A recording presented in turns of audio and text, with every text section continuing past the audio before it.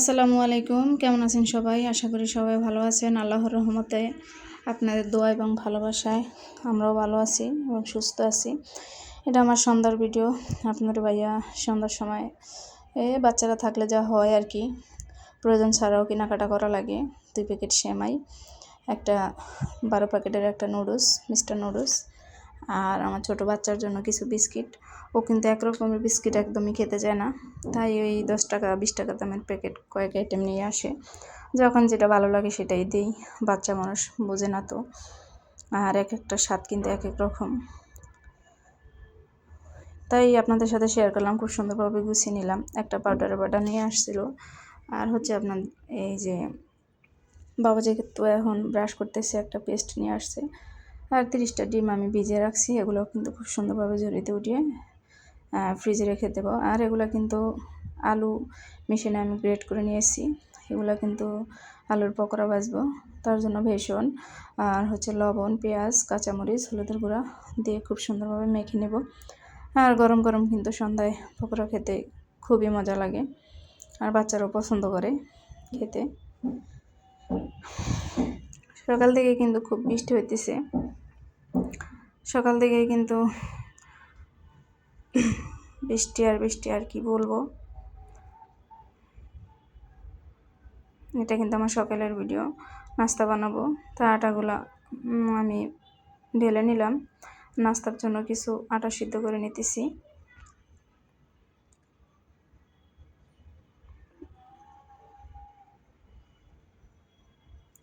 আর fridge থেকে আমি মাছ আর হচ্ছে পেঁয়াজ রসুন বাটা আর আদা বাটা আমি নামিয়ে নিলাম। আর রুটি আটা সিদ্ধ করছি, তাই চুলায় কিন্তু অনেকগুলো আটা পরে চুলাটা একদম সাদা হয়ে গেছে, তাই ভাবলাম একটু মুছে আবার রান্না বসাবো।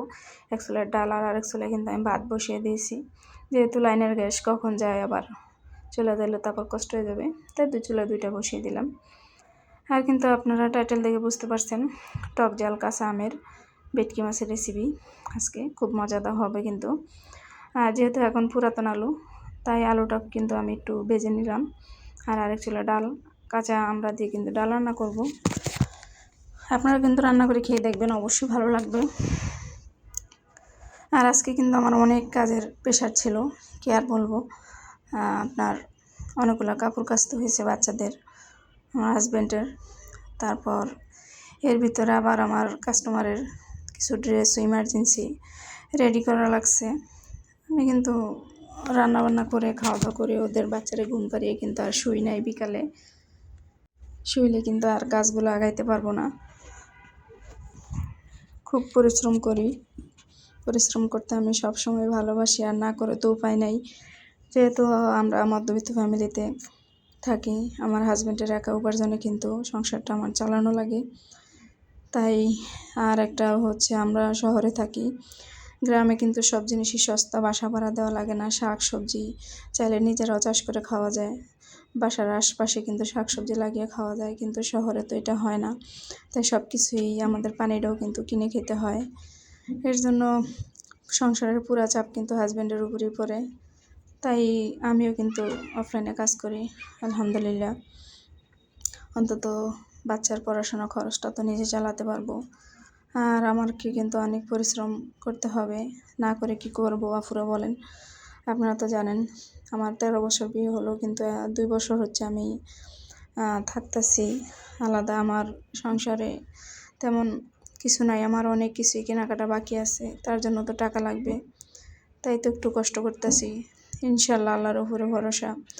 আর আলহামদুলিল্লাহ আল্লাহ আমার অনেক ভালো রাখছে। আর আপনাদের ভাইও খুব ভালো মনের মানুষ, ওনার কাছে যদি টাকা থাকে সে কিন্তু আমাকে কখনোই কোনো কিছুর জন্য না বলে না, যথেষ্ট যথাসাধ্য চেষ্টা করে আমার সবগুলো পূরণ করার জন্য।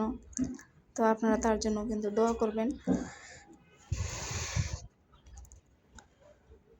আমার একটা আফুর ভিডিও দেখি, ওই আফু ভিডিওতে দেখায় যে সব সময় হাত মানে কাগজে কলমে দেখে দেয় হিসাবগুলো, যে কিভাবে আমাদের কিছু টাকা সঞ্চয় করা দরকার। আসলেই তো আমরা সব যদি খেয়ে পরে যদি মানে শেষ করে ফেলি, আমাদের ভবিষ্যৎ, বাচ্চাদের ভবিষ্যতের কথা চিন্তা করে হলেও কিছু টাকা আমাদের জমানো উচিত।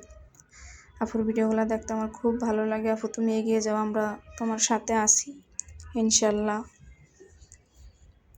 আর আপনারা যদি আমার পাশে থাকেন আমি কিন্তু সত্যি অনেকটা দূরে এগিয়ে যেতে পারবো। আপনাদের সাপোর্ট ভালোবাসা আমার খুব প্রয়োজন। আর যে সকল আপুরা ভাইয়ারা এতক্ষণ আমার ভিডিওটার সাথে ছিলেন, প্লিজ একটা লাইক দিয়ে আমার ভিডিওটা শুরু থেকে শেষ পর্যন্ত দেখবেন। আপনাদের একটা লাইকে আমার ভিডিওটা আমার অন্যান্য ভিউয়ার্স আপু ভাইয়াদের কাছে পৌঁছাতে সাহায্য করবে।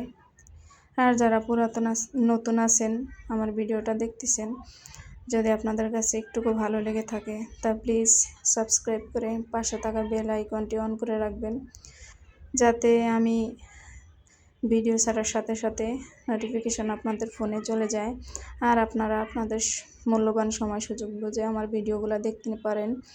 আর আমার ভিডিও ছাড়ার টাইম হচ্ছে 6:30 থেকে সন্ধ্যার 7:30। আর যারা এতক্ষণ এই কাজগুলো করে দিয়েছেন তাদেরকে অসংখ্য ধন্যবাদ।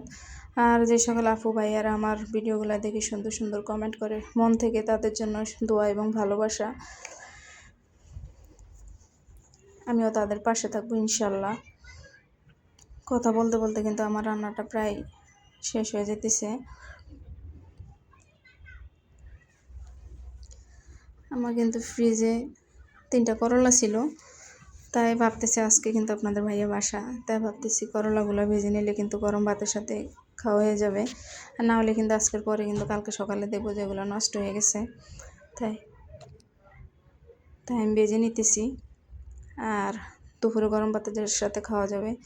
রাত্রে কিন্তু আপনার ভাইয়েরা আমার অতটা ভাত খাওয়া হয় না। আমার রান্না কিন্তু কমপ্লিট। দেখেন মাছটা খুব সুন্দর হয়েছে মাশাআল্লাহ, কালারটা কিন্তু খুবই সুন্দর আসছে আর খেতেও কিন্তু মজা হয়েছে। বাচ্চারা কিন্তু খুব পছন্দ করছে, যেহেতু আমরা দিয়ে রান্না করছি, টক ভালোই লাগছে ওদের মুখে। আর এটা কিন্তু আমি কাঁচা আমড়াগুলো দেখা যাচ্ছে ডালের ভিতরে, আমরা দিয়ে কিন্তু ডাল রান্না করতেছি। এটা ডালের জন্যই পেঁয়াজটা আমি বাগার দিতেছি।